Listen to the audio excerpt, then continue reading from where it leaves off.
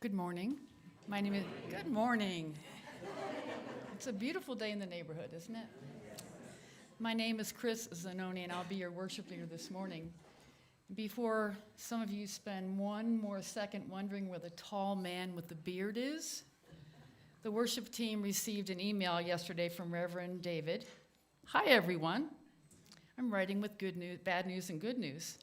The bad news, I have COVID again for the second time this month and won't be at church tomorrow. The good news, we're very lucky Reverend Dana Lightsey is able to step in. He says, I am so deeply grateful that she could do it. So many of you know Reverend Dana already, but I want to introduce you to her. She'll be up in a moment. She held us together for over 4 years during ministerial transitions and this thing called COVID. And will be eternally grateful for her. She is now a minister at Namakwa, the minister at the Namakwa Unitarian Universalist Congregation, our neighbors up in Loveland, and she'll be up in a few moments. So one thing I love about this congregation is community and connections. And last Sunday, Tom and I were in the mountains, and I was actually hiking when y'all were here at the service. And so Monday I turned on and looked at the service on YouTube. And as I watched it, I just felt this sense of connection and community. I was filled with, I looked at some of these folks over here are in the choir, but some are not. Maybe they're choir wannabes and then come on Thursday night for rehearsal. But I looked at the choir, and I saw familiar faces, and I saw Di, who's one of our new members. She's one of the members of the choir. So just that sense of connection with our energetic new choir music director. Seeing Reverend David's new beautiful stole that Karen and Sharon made for him. Just lovely. It just filled me with the different connections of things that I was seeing. It was wonderful to see new members welcome. So I remember being in covenant groups with both Brad and Susan, and also Kai. I don't know if Kai's there today. I remember when Kai came to us on his first Sunday and remembering his energy. What's that? Get out! How many have I? No. And along the same lines, seeing people as I am today, seeing people in masks and just kind of wondering what's ahead for us, but remembering those times during 2020 and 2021 that were scary for us, and yet we managed to hang together. It was interesting to get a view of this chancel and remembering the transformation of the workday when we painted and did all the different things to spruce it up and spiff it up, and to see the new logo on the screen and working with the communications team on the new look and the new logo. So it was a wonderful feeling of seeing all the different parts of the service and feeling a connection with them. So in my mind, it's all about connection and community. So, welcome to the Unitarian Universalist Church of Boulder. I want to take a moment to extend a very warm welcome to everyone. If you're joining us online, please fill out a visitor form in the link in the description. We would love to connect with you. Some of us are bringing our best selves to this space, and some of us are bringing our struggling selves. All of us are welcome here, and all of us are loved. Some of us already have open hearts, and some of us aren't quite there yet because our hearts have gotten a little beaten up this past week, and we might have forgotten how to trust and open our hearts.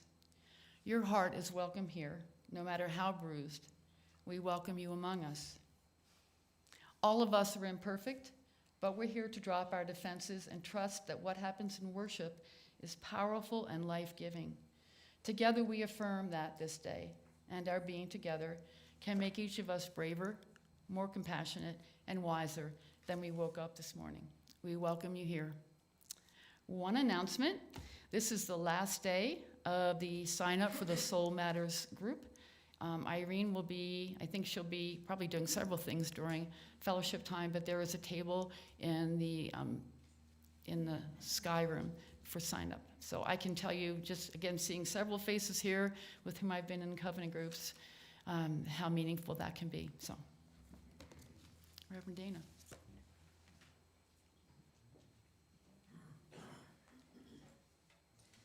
Well, Well, good morning, my friends.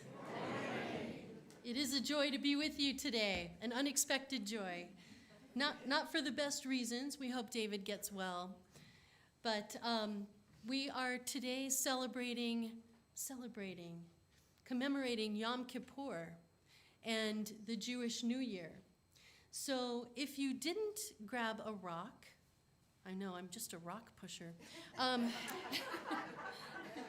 If you didn't grab a rock when you were coming in, if someone might grab that basket of rocks and maybe circulate it around, you'll want to have a rock.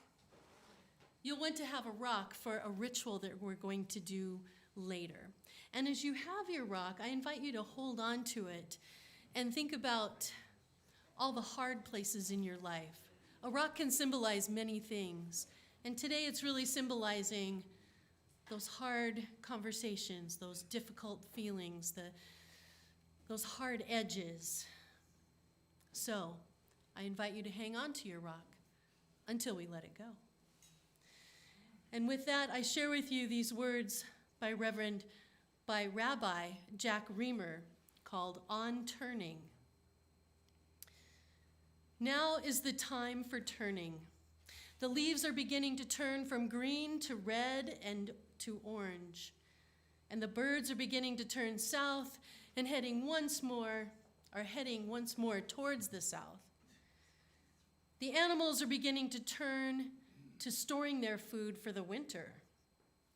For leaves, birds, and animals, turning comes instinctively. But for us, turning does not come so easily. It takes an act of will for us to make a turn. It means breaking with old habits. It means admitting that we have been wrong, and that is never easy. Is it for you? It means losing face. It means starting all over again and saying, I am sorry, and this is always painful.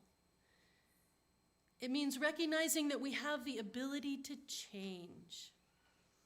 These things are hard to do, but unless we turn, we will be trapped forever in yesterday's ways.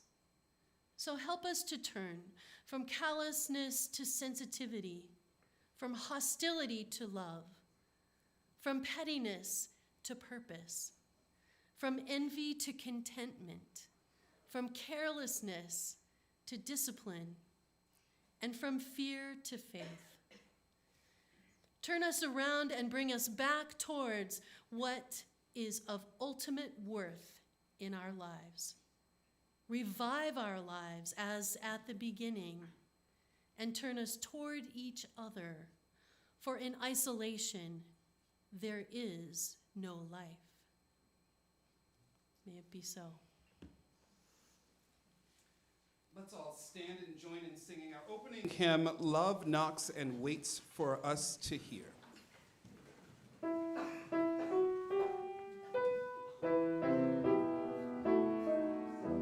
And let's sing. Love knocks and waits for us to hear, to open and invite. Love longs to quiet every fear and seeks to set things right. Love offers life in spite of foes who threaten and condemn. Embracing enemies, love goes the second mile with them.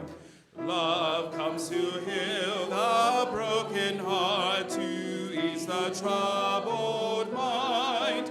Without a word, love bids us start to ask and seek and find. Love knocks and enters at the sound of welcome from within. Love sings and dances all around and feels a new beginning. You may be seated.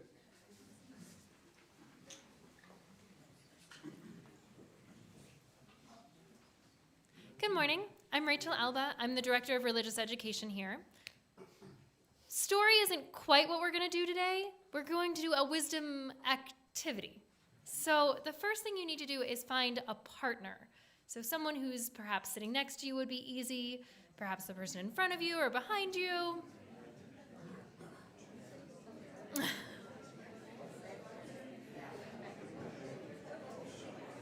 Does anyone need a partner? We have Paula up here. Paula's with Robin, got it, awesome.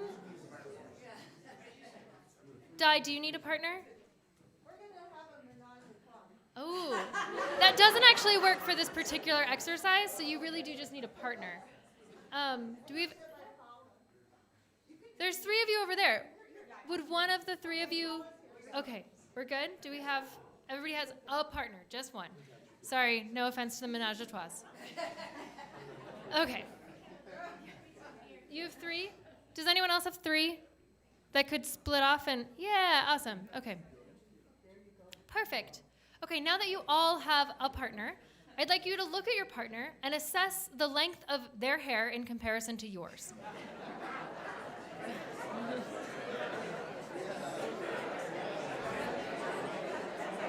Great, okay.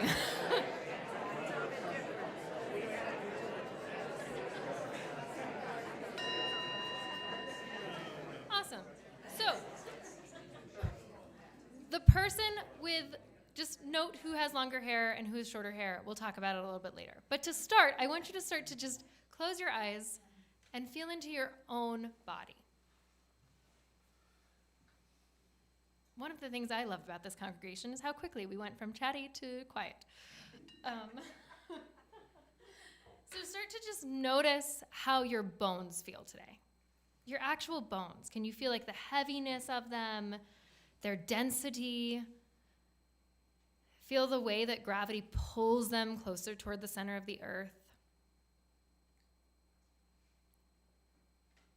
Feel the way that your spine is supporting your skull and all the heaviness that's in your skull. And then I want you to notice your muscles and notice that they feel different. And if it's difficult to get in touch with your muscles, engage them a little. So that might mean clenching your fists and feeling your forearms engage, or squeezing your shoulder blades together and feeling the muscles between your shoulder blades engage. And just notice the difference in texture of your experience when you're focusing on your bones versus focusing on your muscles.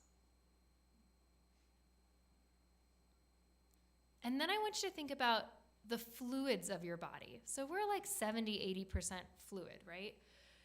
And you've got blood all going through your body right now. You've got lymph flowing through you. Maybe you drank some coffee this morning that's gurgling in your tummy. But think about the fluidity of your body, the actual water, liquidy element of your body. And just notice, how does feeling into that part of yourself feel different than when you're focusing on your muscles or you're focusing on your bones? And then I want you to orient yourself toward your skin, that which creates a barrier, a boundary between what is you and what is not you in the physical world.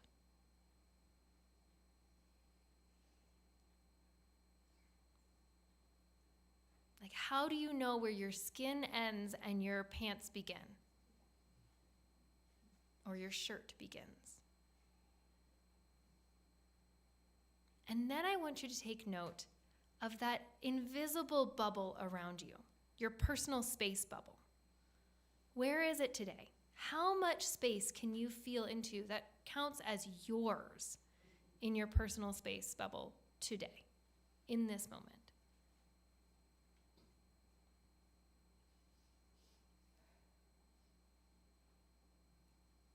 And once you have a good sense of that space, open your eyes.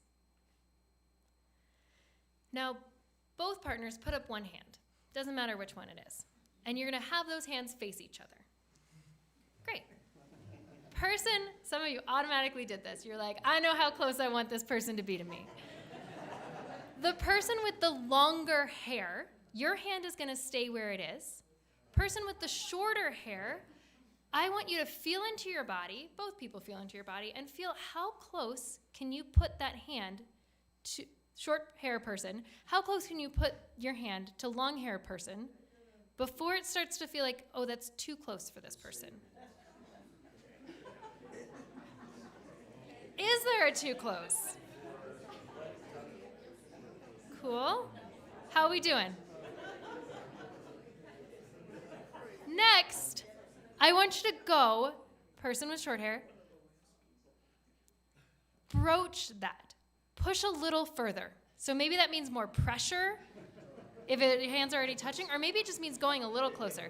Like, push that boundary so it feels a little uncomfortable to your longer-haired partner. And longer-haired partner, feel into, how does that feel in your body to have someone push your boundary like that? Cool.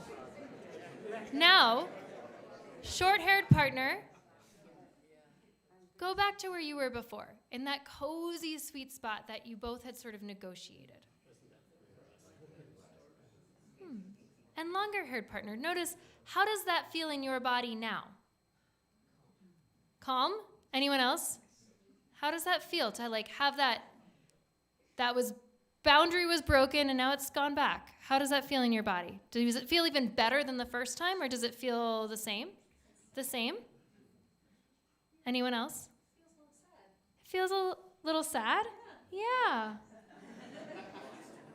So see if you can get to a new sweet spot with this partner. See if you can get to like a new really, really gooey, yummy place to be with your hands. Just, even if it's this far apart, where does it feel really good? Cool. And how does that feel now? Anything? Cool. So you can let that go. Unless you're Christy and Ruby, who are having like an arm wrestle over there. So one of the things that we talk about in like relational components of life is that when there's a rupture in a relationship, this is so nice. I'm not having to simplify my language in this room. I did this morning and I was like, rupture. What's another word for rupture? So when there's a rupture in the relationship, it can be really uncomfortable, which is what happened when you put your hand too close. And the way you usually do this exercise is you're standing, and so you step into somebody's personal bubble, and then you step back out of it. It would be difficult to do that here, so we did hands instead. But you rupture. And when you rupture a relationship, it can hurt a lot and feel really bad. And it's not enough for that person to stay in that ruptured place and just say, I'm sorry. What you actually have to do is do the repair. So when you go back to that nice, really great feeling place, that's the repair.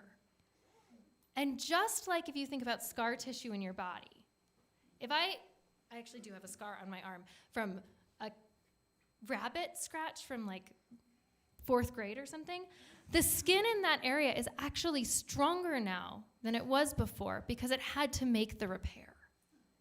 And in the same way, if we do repair really well with our relationships with each other, in our relationship with ourselves, those relationships get stronger, not weaker. But doing repair well is the key. And that's where I'm going to leave us. But that exercise is one way to sort of feel into what does it feel like to really have repair happen. Okay, Dana.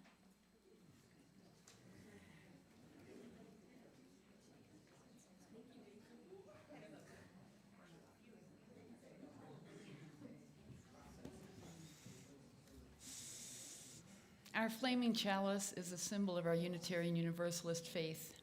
It suggests, perhaps, that within our separate selves burns a flame of unity and connection and compassion. Once felt, that fire cannot be extinguished, and so we gather, weaving our lives together.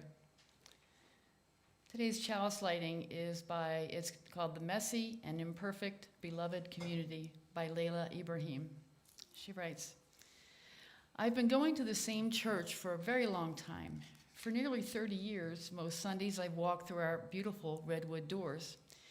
In all those years, I have filled a variety of leadership positions, from AL teacher to board president, usher coordinator to stewardship co-chair, and in all those years, my congregation has had ample opportunity to disappoint me. I'm disappointed when people don't think my justice project is the one we should collectively work on. I'm disappointed when people want different music than I do. I'm disappointed that we don't all agree that our church ministry is the most important priority in the church. I'm disappointed that people don't give enough time, talent, or treasure to the church as I do. I am disappointed, well, you get the idea. In nearly 30 years of relationship, there have been lots of disappointments. 2 or 3 times over the years, I've been so disappointed that I seriously questioned remaining in my congregation. I wondered if the church is actually real. I have doubted its ability to provide the salvation of which we speak, lived, beloved community. On these occasions, I have thought, forget it. I can just stop going to the church for a while or forever. But staying away has never helped me through such times. Rather, coming in closely, telling people about my spiritual crisis, listening, sharing, caring, and worshiping, they've helped me to know that this is where I belong, even when church is the source of my frustration and disappointment. Because we are not in church to be with people who want to sing the same music, or rally for the same cause, or attend the same retreats. We are in church to learn to love better. And learning to love better can only happen when we love past our disappointments and return to a place of acceptance and affirmation. There's really only one choice between imperfect community and no community. Again and again, we are all called to choose to commit ourselves to building a more just, more diverse, and yet ever messy and imperfect beloved community. For every time we make a mistake and we decide to start again, we light this chalice. For every time we are lonely and we let someone be our friend, we light this chalice. For every time we are disappointed and we choose to hope, we light this chalice.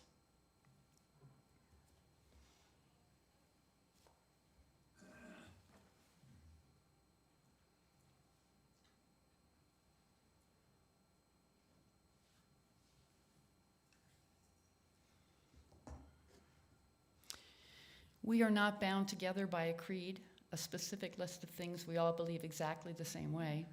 We are united by shared values expressed in our 7 principles and by the commitments we make to each other about what creates this community. To name that commitment, will you join together in person and online and speak our covenant aloud as one?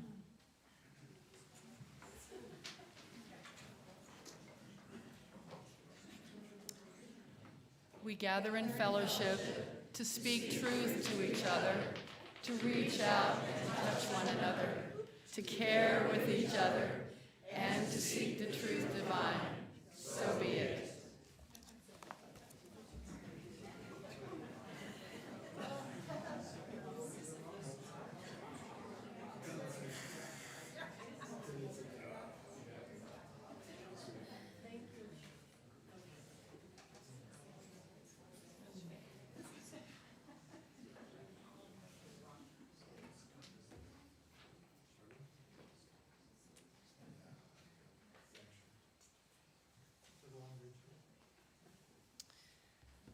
So my friends, let's breathe together, shall we? Let's use our arms. Let's breathe nice in. Ooh, reach up and stretch. Hold it. And let it go. How about one more time? Nice breath in. Oh, yes. And let it go. Oh, good. I invite you to join with me in this meditation and forgiveness ritual. Breathing in, I invite you to breathe in all of the love that you have received, have ever received, and that you are receiving right now. And as you breathe out all the love that you give and have given to others. So you're breathing in love that is real, that is for you, and you're breathing out love from yourself. In this, rest in this breath of love. And consider the rock that you are holding as you continue this breath of love. For it too is a part of your life. There are things that happen that cause hurt to you or to someone else, grievances that we hang on to. Just like boulders in a river, they get in the way of this easy flow of love. You can feel in how it affects your breath. Return to that breath of love. Hurt feelings, misunderstandings, mistakes, or even intentional abuse and harm come into our lives. They are hard and they are painful, and we often carry these with us, ruminating in our minds throughout our days and nights. Can you hold these gently like you are holding this hard rock? Returning to the breath of love as you hold these hard things. With love and compassion for yourself and all you have endured and all you have done in this moment, can you forgive yourself and hold yourself with compassion and love? Gently touch your cheek with the back of your hand, a gesture of self-love. No matter what has happened in your past, you deserve love. Take that in. You deserve love from yourself and others. So if something is on your heart that needs to be made right, what do you need to do to make it right?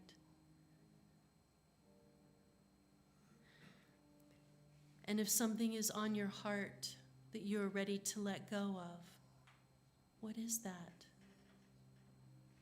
Let all of these thoughts and feelings, these hard places within yourself, these emotions, let them flow into this rock. A quote from Nelson Mandela: "Resentment is like drinking poison and then hoping it will kill your enemies." He had a lot to be resentful about. Consider those resentments and let them flow into your rock. What poison are you holding on to? Drinking it over and over as you replay it in your mind. Forgiveness is not the same as saying that a behavior is okay, a misdeed is okay. It is letting go of keeping it alive in your mind and your heart. It is stopping the ingestion of the poison. What are you ready to let go of now? If you are ready, let go of whatever you put into that rock.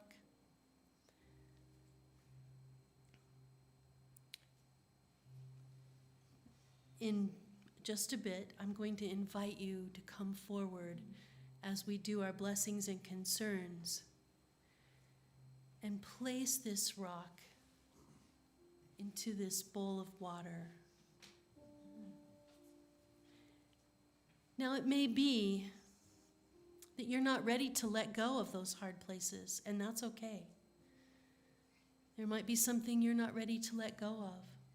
So keep the rock with you and let it be a symbol of these hard places, and hold it with compassion and gentleness until you are ready to wash it away.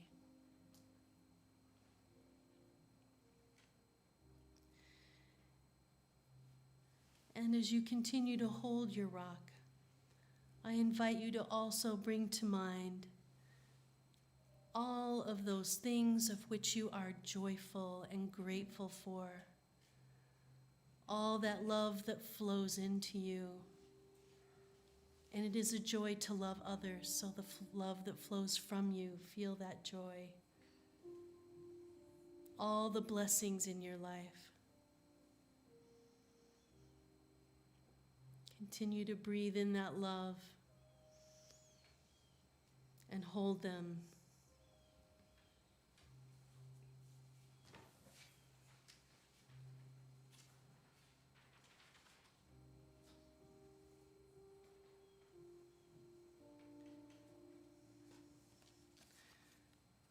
John Cuddington shares that daughter Melissa ran the half marathon in Chicago this morning.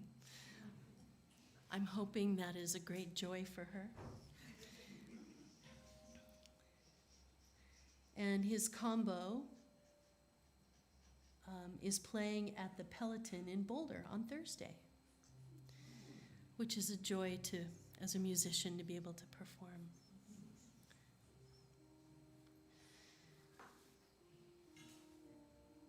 And I invite you to also bring forth all of your concerns and your grief and your sorrows that are on your heart, in addition to all that you are putting into this rock. All the heartbreaks in your life, for that is part of what life is.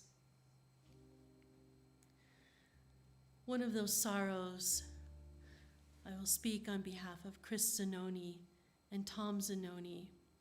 Tom's brother died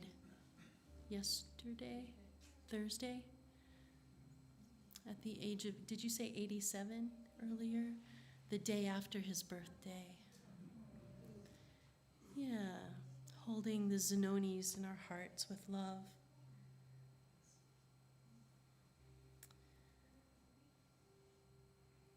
For all of the joys and sorrows on our hearts, we hold this compassionate space and we create this community of love to care for one another.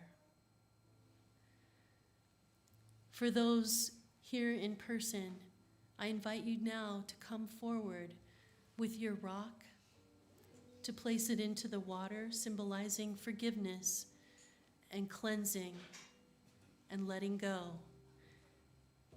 And all the complexities of our lives, I invite you to also please take a stone and place it into the earth, symbolizing your joys and your cares, taking their place in the larger whole and mingling with each other, held in the hand of the earth.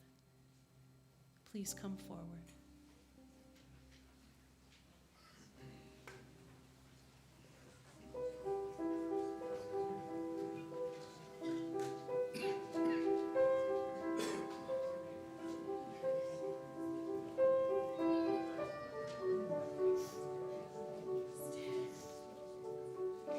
Yeah, that goes in the water.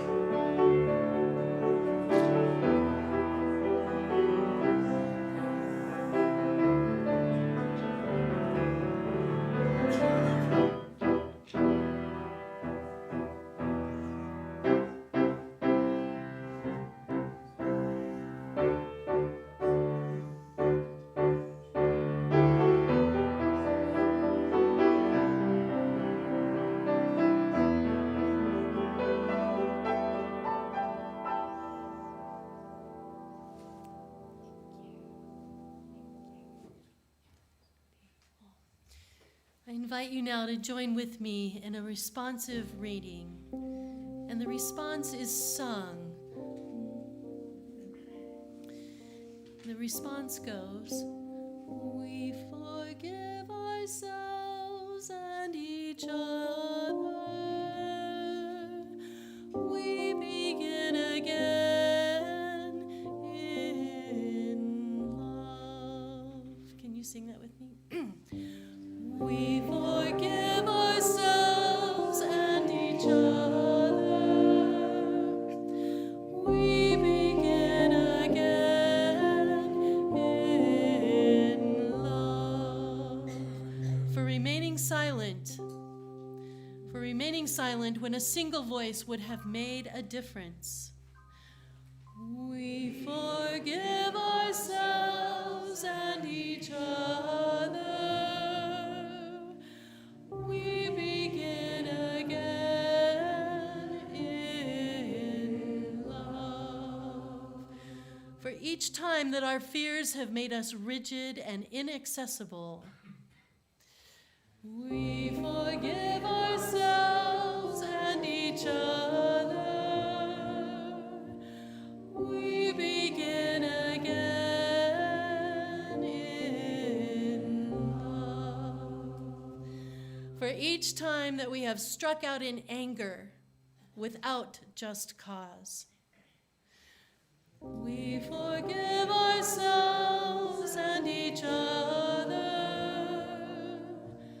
We begin again in love.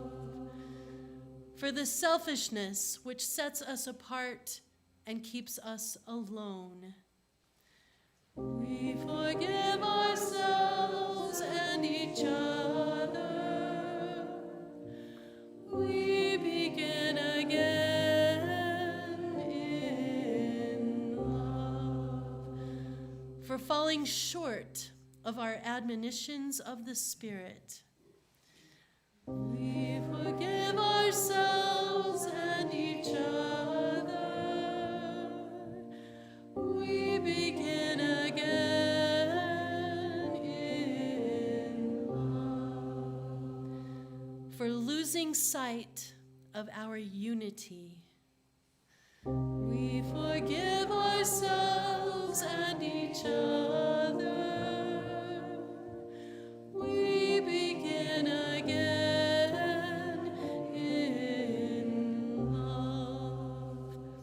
For those and for so many acts, both evident and subtle, which have fueled the illusion of our separateness, we forgive ourselves and each other.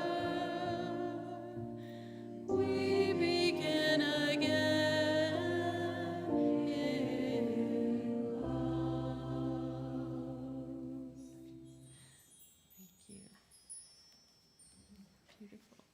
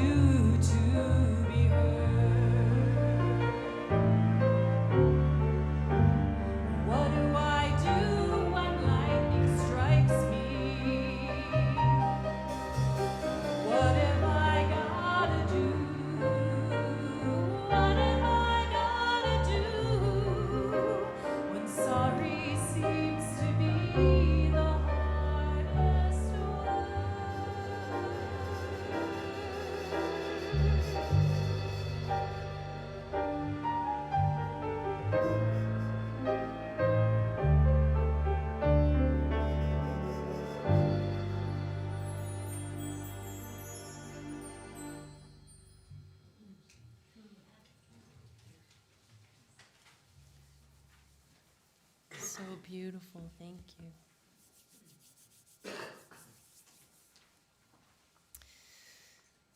Well, as some of you may know, I have 3 granddaughters who come to stay with me and my husband Steve a few times each month.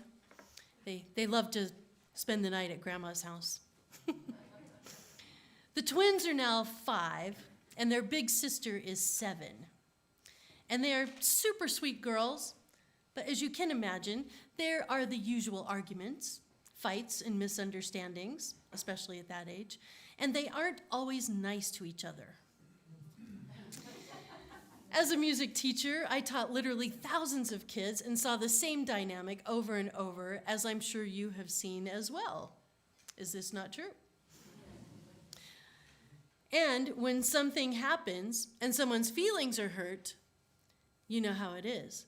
They come to the first adult that they can find, and they start complaining and pleading their case, right? They're pleading their case about how they're right and the other person is wrong. And the adult in the room ends up becoming the judge and the jury and pronounces the consequences. I never liked being put in that position. But it occurs to me that this is not very Unitarian Universalist at all.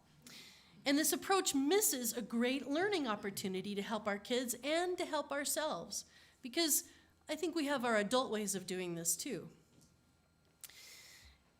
So we can figure out instead how to help each other and how to take care of each other. And I think that is our true responsibility. Our children and youth will be better served if in their lives, if they learn the value of taking care of each other instead of pleading their own case and helping each other, especially in times when they aren't getting along. So, when they're yelling at each other, what if we stop and say, wait, this person is upset. How are you going to take care of them? Instead of who's right and who's wrong, changing the narrative. Take care of each other. So nowadays, when 2 of them come to me and there's some issue happening, I say, to the couch. To the couch. Everybody go sit on the couch. I don't want to hear it. I don't want to hear it. It's up to you to take care of each other. That's our mantra. We take care of each other. And so they know that they have to go to the couch and they can't come back until no one's crying and the issue is solved, and they tell me how they solved it. So, and here's what sometimes happens. They know what it means to have to go to the couch. They say, oh, fine, I'm sorry. Right? And the other child is still standing there crying, and I'm just like, that didn't fix anything. How are you going to take care of the person who is crying? You didn't take care of them. You said you're sorry. Fine. Help them. What do they need right now? Help them. And then it's like, oh, okay. Okay, we're fine.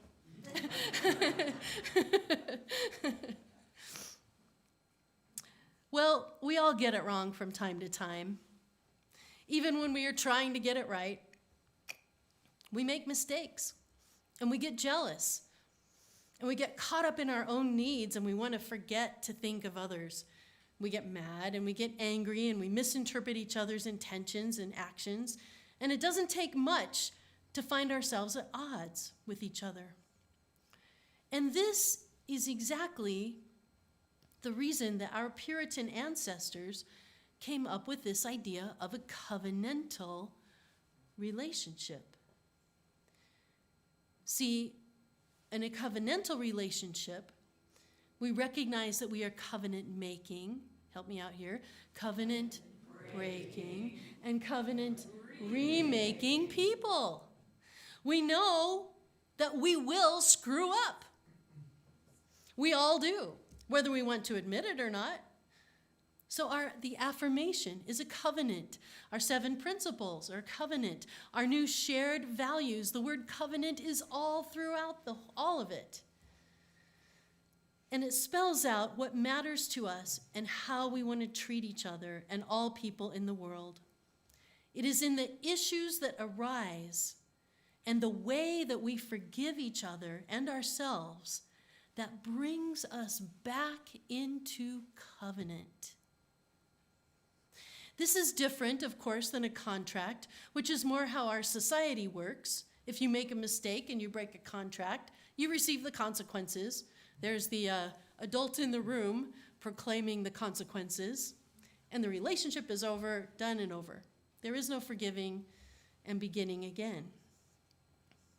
And yet what I have learned is that these covenantal relationships are exactly what we need on our journey to becoming our best selves. The relationships in our lives can be our very greatest teachers. They are the ones we need. Especially some of the most prickly people that get on our nerves the most. They're our best teachers, often. So we can't really grow and do our own personal work without these relationships. And forgiveness of ourselves and others is key to living in love. So this evening is the Jewish holiday of Yom Kippur, also known as the Day of Atonement, or as it is often referred to as the Day of At-One-ment. At-One-ment. It isn't just about acknowledging mistakes and regrets that have happened, but humbly recognizing all the ways that we have fallen out of relationship with that which is larger than ourselves. That which is larger than ourselves, however you want to name that or not name that. Do you ever fall out of relationship with that which is bigger than yourself? Maybe this one-ment. I came across a writing by the great Sufi 12th century poet Jalaluddin Rumi that asks, "There is one thing in this world that you must never forget to do." Well, that got my attention. Oh, have I done it? I don't know. There is one thing in this world that you must never forget to do. If you forget everything else and not this, there's nothing to worry about. Ooh, I want to know what this thing is. But if you remember everything else and you forget this one thing, then you will have done nothing with your life. I don't know, Rumi, that's pretty strong. Are you sure about that? Well, what is this one thing for you? How would you describe this one thing? How have you been doing with not forgetting this one thing? How's that working for you? Rumi goes on to say, remember the deep root of your being. Remember the deep root of your being. You might want to just close your eyes for a moment. What is this deep root of your being? In Buddhism, this is often referred to as your face before you were born. Your face before you were born. This deep essence, this deep root of your being. And it calls to you. Yet it is surprisingly easy to ignore as we keep ourselves busy with life and ignoring that which matters most. So how does remembering this deep root of your being change your perspective on living life?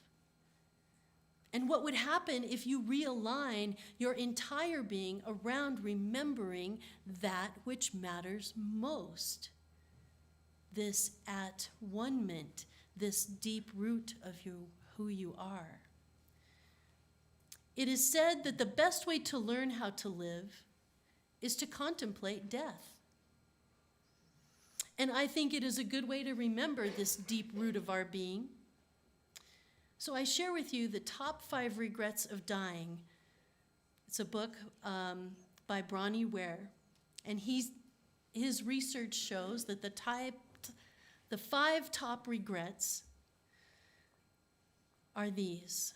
Number 1, I wish I had had the courage to live a life true to myself, not the life that others expected of me. Do you hear the deep root of being that that person is not connecting with in there? Or didn't throughout their life?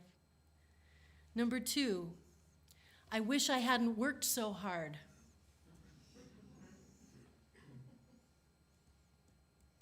Number 3, I wish I'd had the courage to express my feelings.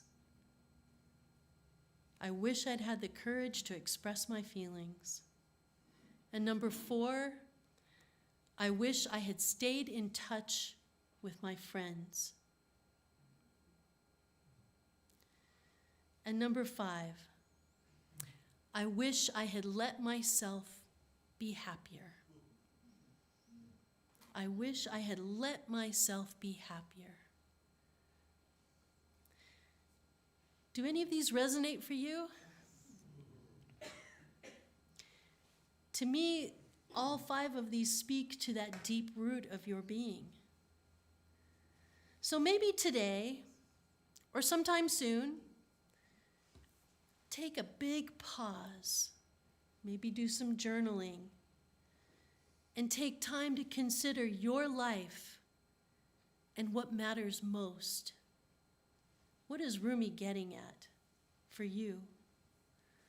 Consider your regrets and what actions are needed to set things right with others, and what needs to be forgiven and let go.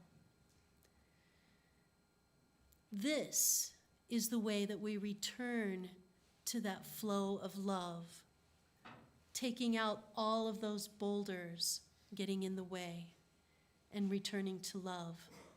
This is a powerful and even priceless gift we can give ourselves to create a new beginning and return again and again to love. So let us resolve to focus always on that which matters most, the deep root of our being, in relationship with others and each other and ourselves, grounded in the blessed ground of love. May it be so. Amen.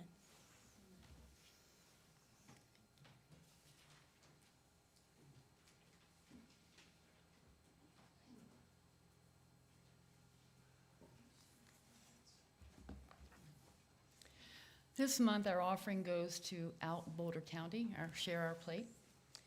Executive Director Marty Moore shared these words in advance of Pride Month this year, naming where we are right now. She writes, "Dear friends, I honestly can't remember a time when our LGBTQ+ community has been at bigger, more critical crossroads. In one direction lies a future where our hard-won rights are stripped away, our people fired, fined, and imprisoned for being their authentic selves, and our young people forced into hiding or fleeing to protect themselves from the vitriolic hate which we already see spreading across the country, and even here in Colorado. An astounding, unprecedented 650+ anti-LGBTQ bills have been introduced this year, and the year is only half over. I know it's exhausting, I know it's terrifying, and yet I know in my heart there is another way." She continues, "Down the second path is our victory, a future where we are celebrated, our identities affirmed, our youth and elders honored and revered. This path will not be easy.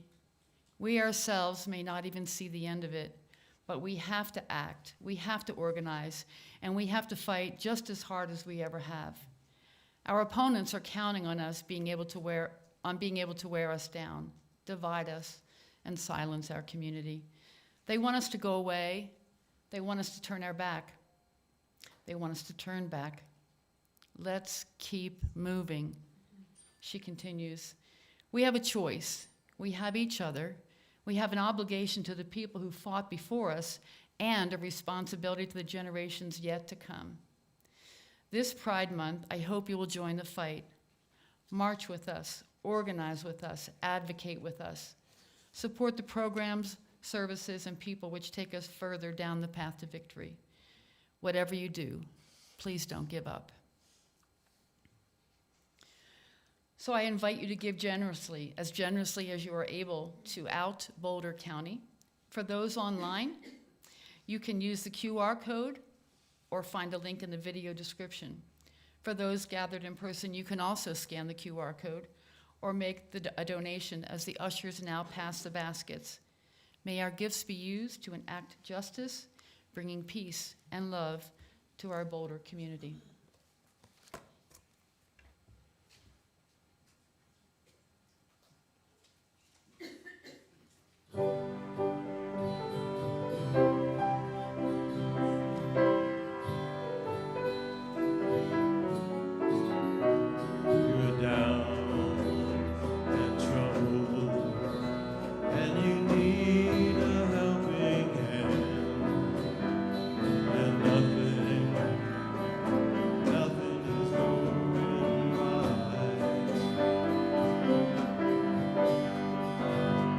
Close your eyes.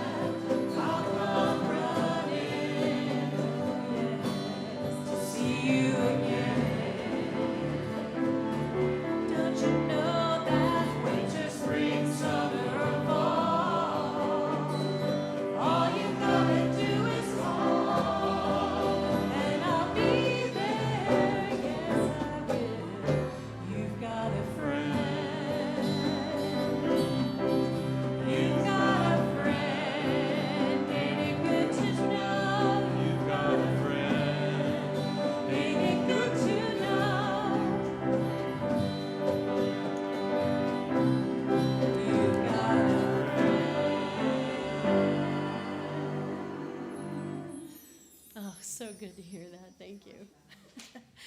We receive this offering with gratitude, and it was an outward and visible manifestation of an inward commitment to change lives and change in our changing community. So my friends, it's been a joy to be with you today. I want to share with you that there is a 4 o'clock equinox service, and Johnny is going to be sitting in for Reverend David. And Rachel is going to, so I was going to say Rachel next too, so Johnny and Rachel will be doing the equinox service together, so I'm sure it'll be fabulous. That's at 4 o'clock this afternoon. So I hope you can join them. My friends, with our closing words by Louise Smedes, forgiveness does not erase the bitter past. A healed memory is not a deleted memory. Instead, forgiving what we cannot forget creates a new way to remember. We change the memory of our past into a hope for our future. May you be filled with hope and filled with love. Blessed be. Amen. We're going to jump ahead and go to Go Your Way in Peace. Let's all stand and join in singing our closing song together. Joining hands.